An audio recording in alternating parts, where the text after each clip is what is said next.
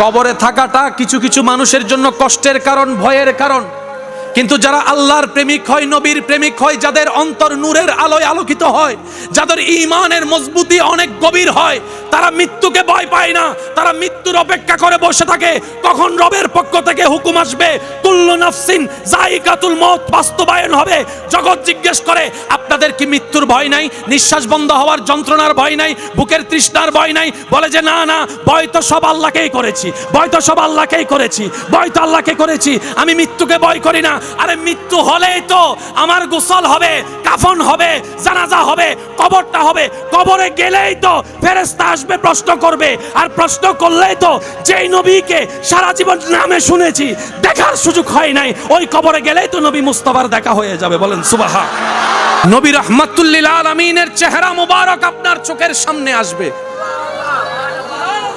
আপনি উত্তর দেওয়ার আগে যদি আপনার নবী আপনার পক্ষে একবার বলে ফেলে, ও ফেরেশতা প্রশ্ন আর করিও না, এটা আমি নবীর উম্মত, এটা আমি নবীর উম্মত, এটা আমি নবীর উম্মত, নবী মুস্তাফা যদি একবার বলে ফেলে, আপনার সব পরীক্ষায় এমনি পাস হয়ে যাবেন। সুবহান। মনে রাখবেন, মৃত্যু কারোর জন্য ভয়ানক, আবার সেই মৃত্যু মুমিনদের জন্য আনন্দের। আমি সুবহানাল্লাহ শুনি নাই? আল্লাহ পাক বলে, বান্দারে তোদের জীবন চলার পথে যাই কিছু হোক না কেন, তোদের পছন্দের হোক, অপছন্দের হোক, পক্ষের হোক, বিপক্ষের হোক, এতটুক চিন্তা রাখবি মনের মধ্যে, ভরসাটা আমি রবের উপর রাখবি। আর মনকে বলবি, আমার আল্লাহ যখন যা করেন বান্দার ভালোর জন্যই করেন। এই বিশ্বাস রাখার দরকার আছে না নাই?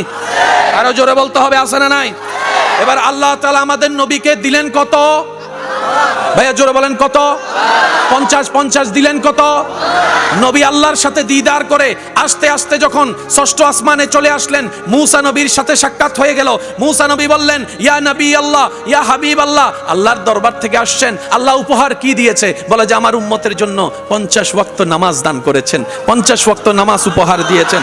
মূসা নবী বলে, ইয়া রাসূলুল্লাহ, আমার অভিজ্ঞতা আছে, আমার আইডিয়া আছে, উম্মত 50 ওয়াক্ত নামাজ কখনো পড়তে পারবে না, এই 50 ওয়াক্ত থাকলে তারা আটকায় যাবে, আপনি একটু যান না আল্লাহর কাছে, আপনি বললে আল্লাহ আপনার কথা শুনবেন। তো আপনি আবদার করলে আল্লাহ আপনার আবদার কখনো ফেলবে না। আপনি না সেই নবী, কাদ নারা তাকাল্লুবা ওয়াজহিকা ফিস সামা, শুধু আসমানের দিকে নামাজ অবস্থায় তাকানোর কারণে আল্লাহ আকসা কিবলাকে পরিবর্তন করে বাইতুল্লাহকে কিয়ামত পর্যন্ত কিবলা বানিয়ে দিয়েছেন। সুবহান। আওয়াজ দিয়ে বলেন, নবীটা কাদের নবী? আর একটু বুলন্দ আওয়াজে বলেন, নবীটা কাদের নবী? মূসা নবী আরজি করলেন কাদের পক্ষে? আমাদের পক্ষে। বলেন কাদের পক্ষে? সেজন্য দেখবেন নবী উম্মত, নবী রাহমাতুল লিল আলামিনের উম্মতদের আলোচনার ভিতরে অন্যান্য নবীর ভিতরে সবচেয়ে বেশি আলোচনা আসে মূসা নবীর ব্যাপারে।